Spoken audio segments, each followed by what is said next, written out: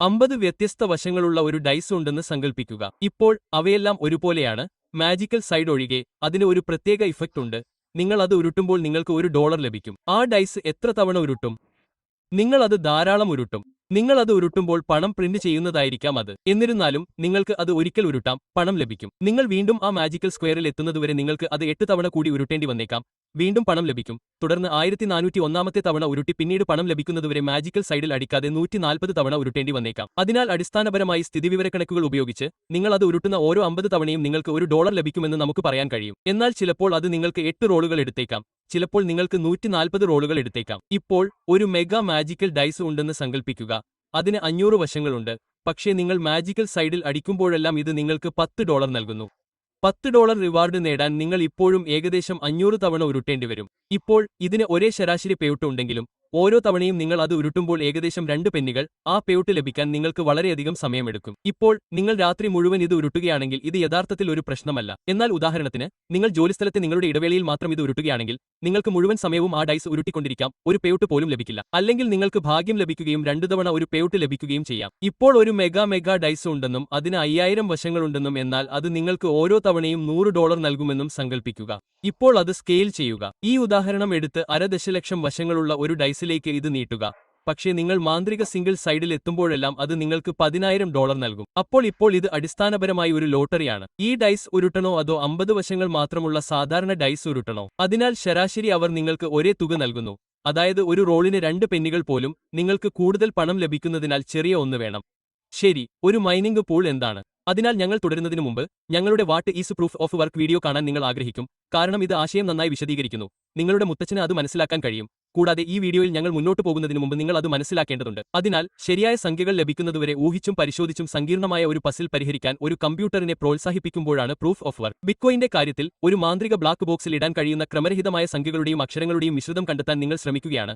അങ്ങനെ അത് ഒരു നിശ്ചിത എണ്ണം പൂജ്യങ്ങൾ ഔട്ട്പുട്ട് ചെയ്യുന്നു. നിങ്ങൾക്ക് ശരിയായ എണ്ണം പൂജ്യങ്ങൾ ലഭിച്ചാൽ നിങ്ങൾക്ക് ലോട്ടറി ലഭിക്കും. നിങ്ങൾ ആ ബ്ലോക്ക് പരിഹരിച്ചുവെന്നും അത് മൊത്തം ബ്ലോക്ക് ചെയിനിൽ ചേർക്കപ്പെടുമെന്നും ഞങ്ങൾ പറയുന്നു. അതിനാൽ അത് പരിഹരിക്കുക എന്നതിനർത്ഥം നിങ്ങൾക്ക് പ്രതിഫലം ലഭിക്കുമെന്നാണ്. ഞങ്ങളുടെ ഉദാഹരണത്തിന് ഞങ്ങൾ അത്തിരം ഉപയോഗിക്കാൻ പോകുന്നു. നിലവിൽ ഒരു ബ്ലോക്ക് റിവാർഡ് ഏകദേശം 3 അത്തിരം അല്ലെങ്കിൽ $9,000 ആണ്. നിങ്ങൾക്ക് അത് സ്വയം പരിഹരിക്കാൻ കഴിയും. എന്നാൽ പ്രശ്നം ഇതാണ്, നിങ്ങൾ ഒരു സാധാരണ പേഴ്സണൽ കമ്പ്യൂട്ടർ ഉപയോഗിച്ച് അത്തിരം മൈനിംഗ് പരീക്ഷിച്ചാൽ ബ്ലോക്ക് സ്വന്തമായി പരിഹരിക്കാൻ ശരാശരി 3494 ദിവസമെടുക്കും. ഇപ്പോൾ ഇതിനർത്ഥം നിങ്ങൾക്ക് ഇത് 3 ദിവസത്തിനുള്ളിൽ പരിഹരിക്കാൻ കഴിയും, അല്ലെങ്കിൽ നിങ്ങൾക്ക് 12 വർഷത്തിനുള്ളിൽ പരിഹരിക്കാൻ കഴിയും. എന്നാൽ ശരാശരി ഇത് നിങ്ങൾക്ക് എത്ര സമയമെടുക്കും എന്നതാണ്. ഇപ്പോൾ പ്രശ്നം, നമ്മൾ അത്തിരം മൈനിംഗ് ചെയ്യാൻ ആഗ്രഹിക്കുന്നു. ഭാഗ്യ ഗെയിം കളിക്കുന്നതിനു പകരം ഇപ്പോൾ അതിനുള്ള പ്രതിഫലം ലഭിക്കാൻ ആഗ്രഹിക്കുന്നു എന്നതാണ്. അതിനാൽ മൈനിംഗ് ചെയ്യാൻ ആഗ്രഹിക്കുന്ന മറ്റ് നിരവധി ആളുകളെ ഞങ്ങൾ എടുക്കുന്നു. ഞങ്ങൾ അവരെ ഒരുമിച്ച് ഗ്രൂപ്പ് ചെയ്യുന്നു. അവർ ആ ബ്ലോക്കിനായി ഒരേ സമയം പ്രവർത്തിക്കുന്നു. ഇത് ശരാശരി സമയം 3494 ദിവസത്തിൽ നിന്ന് 2 മണിക്കൂറായി കുറക്കുന്നു. തുടർന്ന് ഗ്രൂപ്പ് പരിഹാരം കണ്ടെത്തി പ്രതിഫലം നേടുമ്പോഴെല്ലാം അവർ അത് മൈൻ ചെയ്ത എല്ലാവർക്കുമായി വിഭജിക്കുന്നു, പ്രത്യേകിച്ച് വിജയകരമായ പരിഹാരം കണ്ടെത്തിയവരല്ലെങ്കിൽ പോലും. അതിനാൽ കൂടുതൽ കഠിനാധ്വാനം ചെയ്യുന്നവർക്ക് ഒരു വലിയ ശതമാനം ലഭിക്കും. അങ്ങനെ അത് അവർക്ക് ന്യായമാണ്. ഇനി നിങ്ങൾ ചോദിക്കുന്ന ആദ്യത്തെ ചോദ്യം, നമ്മൾ യഥാർത്ഥത്തിൽ ഉള്ളതിനേക്കാൾ കൂടുതൽ കഠിനാധ്വാനം ചെയ്യുന്നുണ്ടെന്ന് അവരോട് പറഞ്ഞാലോ? കാരണം നമ്മൾ യഥാർത്ഥത്തിൽ ഉള്ളതിനേക്കാൾ കൂടുതൽ കഠിനാധ്വാനം ചെയ്യുന്നുണ്ടെന്ന് പറയുന്ന ഒരു കോഡ് എഴുതുന്നത് വളരെ എളുപ്പമായിരിക്കും. ഉദാഹരണത്തിന്, സെക്കൻഡിൽ 30 മെഗാ ആഷിൽ ഖനനം ചെയ്യുന്നതിനു പകരം നമ്മൾ സെക്കൻഡിൽ 30,000 മെഗാ ആഷിൽ ഖനനം ചെയ്യുന്ന പൂളിനോട് പറയുന്ന ഒരു പ്രോഗ്രാം നമുക്ക് എളുപ്പത്തിൽ എഴുതാം.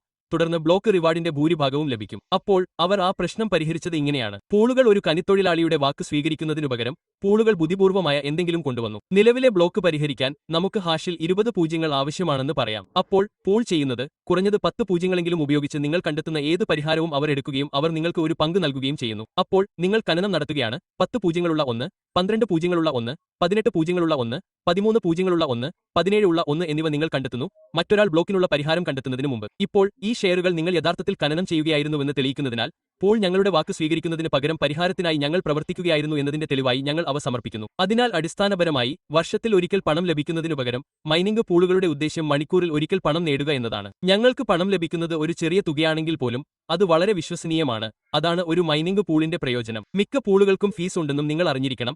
വളരെ ചെറിയ ഒന്ന്, ഒരുപക്ഷെ 1% പോലെ, അവയുടെ വികസനത്തെ പിന്തുണയ്ക്കാനും വെബ് ഹോസ്റ്റിംഗ് പോലുള്ള ചില കാര്യങ്ങൾക്ക് പണം നൽകാനും സഹായിക്കുന്നു. എന്നാൽ നിങ്ങൾ അറിഞ്ഞിരിക്കേണ്ട കാര്യമാണിത്.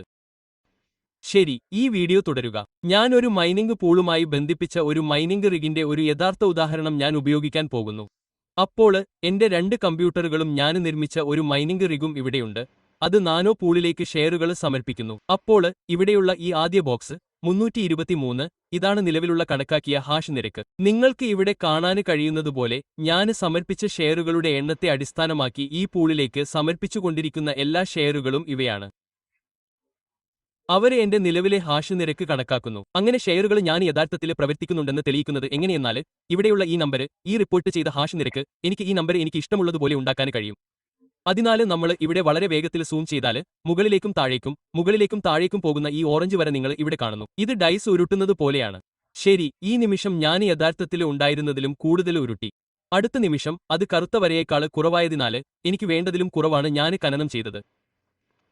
അങ്ങനെ അത് മുകളിലേക്കും താഴേക്കും പോകുന്നു. പക്ഷേ ശരാശരി കഴിഞ്ഞ 6 മണിക്കൂറായി ഇത് ഈ ശരാശരി ഹാഷ് നിരക്ക് സൃഷ്ടിക്കുന്നു. അതാണ് ഈ നീലവര. ഈ നീലവര അവസാനം റിപ്പോർട്ട് ചെയ്ത ഹാഷ് റേറ്റുമായി പൊരുത്തപ്പെടണം, അതായത് ബ്ലാക്ക് ലൈൻ. നിങ്ങൾക്ക് കാണാനാകുന്നതുപോലെ അത് അടിസ്ഥാനപരമായി അങ്ങനെയാണ്. ഇത് മുകളിലേക്കും താഴേക്കും പോകുന്നു. പക്ഷേ ശരാശരി ഇവിടെ ഈ ഇടിവുകൾ പോലും അവ ഇപ്പോഴും ഏകദേശം ബ്ലാക്ക് ലൈൻ പാലിക്കുന്നു.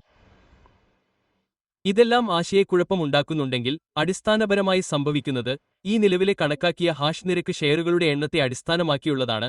അതാണ് ഞാൻ യഥാർത്ഥത്തിൽ എത്ര വേഗത്തിൽ മൈനിംഗ് ചെയ്യുന്നുണ്ടെന്ന് കണ്ടെത്താൻ മൈനിംഗ് പൂൾ ഉപയോഗിക്കുന്നത്. ഇപ്പോൾ ഈ റിപ്പോർട്ട് ചെയ്ത ഹാഷ് നിരക്ക് ഞാൻ എത്ര വേഗത്തിൽ മൈനിംഗ് ചെയ്യുന്നുവെന്ന് പറയുന്നു. യഥാർത്ഥത്തിൽ പ്രധാനം കണക്കാക്കിയ ഹാഷ് നിരക്കാണ്. അതിനാണ് നാനോപൂൾ നിങ്ങൾക്ക് പണം നൽകുന്നത്.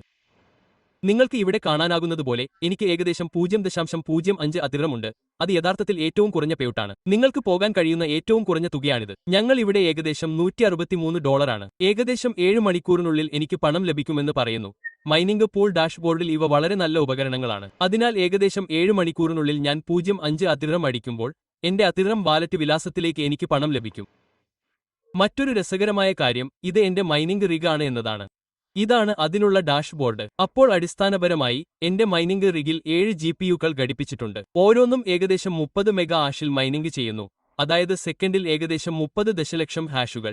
ഇവിടെ ഈ നമ്പർ അവർ എത്ര അംഗീകൃത ഷെയറുകൾ നൽകിയിട്ടുണ്ടെന്ന് നിങ്ങൾക്ക് കാണാൻ കഴിയും. തുടർന്ന് ആ അംഗീകൃത ഷെയറുകളുടെ അടിസ്ഥാനത്തിൽ അത് പൂൾ ഹാഷ് നിരക്ക് ഏകദേശം കണക്കാക്കുന്നു. അപ്പോൾ ഞാൻ യഥാർത്ഥത്തിൽ മൈനിംഗ് ചെയ്യുന്നു. കാത്തിരിക്കൂ, അത് ഇവിടെ കുതിച്ചുയർന്നു. ഞാൻ യഥാർത്ഥത്തിൽ 207 ദശലക്ഷം മെഗാ ഹാഷിൽ മൈനിംഗ് ചെയ്യുന്നു. അതാണ് എന്റെ യഥാർത്ഥ ഹാഷ് നിരക്ക്. GPUകൾ യഥാർത്ഥത്തിൽ എത്ര വേഗത്തിലാണ് പ്രവർത്തിക്കുന്നത്. എന്നാൽ ഈ പൂൾ ഹാഷ് നിരക്ക് ഞാൻ മൈനിംഗ് ചെയ്യുന്നുണ്ടെന്ന് പൂൾ എത്ര കണക്കാക്കുന്നു എന്നതാണ്.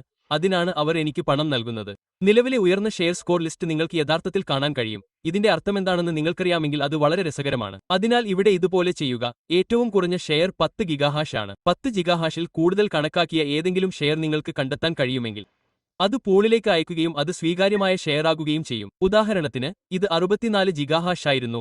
അതിനാൽ ഇത് എന്റെ ഉയർന്ന സ്കോറിൽ കാണിച്ചില്ല. ഞാൻ ഇപ്പോൾ കുറച്ച് ദിവസമായി മൈനിംഗ് ചെയ്യുന്നു. എന്തായാലും ഈ വീഡിയോ അവസാനിപ്പിക്കുമ്പോൾ മൈനിംഗ് പൂളുകൾ എങ്ങനെ പ്രവർത്തിക്കുന്നു എന്നതിനെക്കുറിച്ച് നിങ്ങൾ എന്തെങ്കിലും പഠിച്ചിട്ടുണ്ടെന്ന് ഞാൻ ശരിക്കും പ്രതീക്ഷിക്കുന്നു. കൂടാതെ പേയ്ഔട്ട് എങ്ങനെ പ്രവർത്തിക്കുന്നു, അതിന്റെ ഉദ്ദേശം എന്താണ് എന്നതിനെക്കുറിച്ചുള്ള ചില ചോദ്യങ്ങൾക്ക് ഞാൻ ഉത്തരം നൽകിയിട്ടുണ്ടെന്ന് ഞാൻ പ്രതീക്ഷിക്കുന്നു. നിങ്ങൾ ഈ വീഡിയോ ആസ്വദിച്ചിട്ടുണ്ടെങ്കിൽ ഇതുപോലുള്ള കൂടുതൽ വീഡിയോകൾ കാണുന്നതിന് ദയവായി ലൈക്ക് ബട്ടൺ ക്ലിക്ക് ചെയ്ത് സബ്സ്ക്രൈബ് ചെയ്യുന്നത് പരിഗണിക്കുക.